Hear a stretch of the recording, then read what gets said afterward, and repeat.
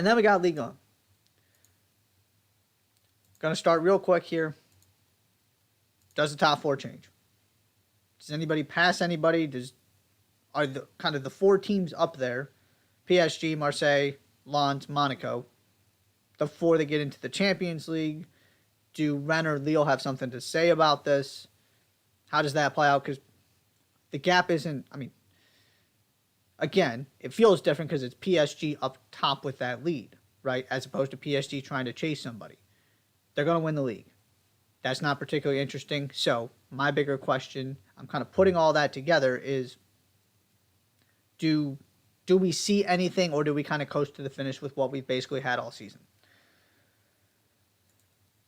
Number two, and I really kind of regret that I haven't gotten to talk much about this.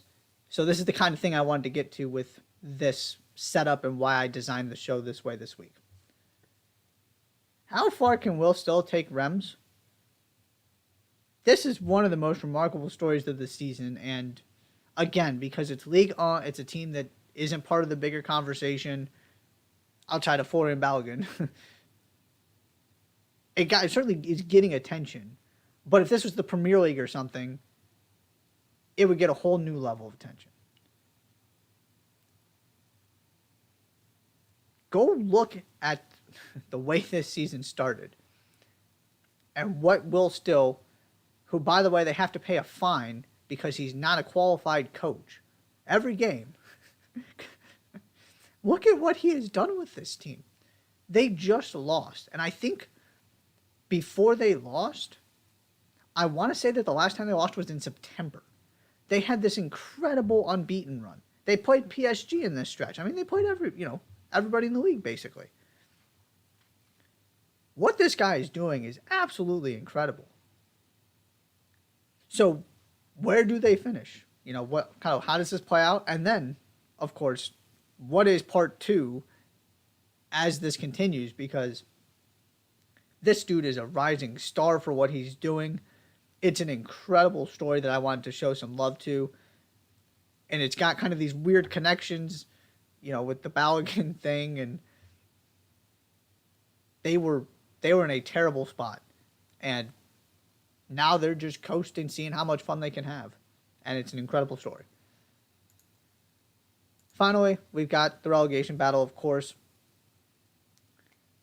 You've got 5 points between 15th and 19th. And the bottom four teams, 17, 18, 19, 20, get dragged into the relegation in some way, shape, or form. Because you got the playoff in there, all that. So you're talking about, 4 teams. Sorry.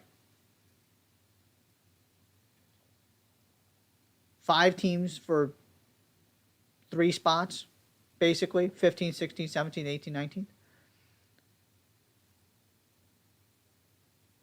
And then, yeah.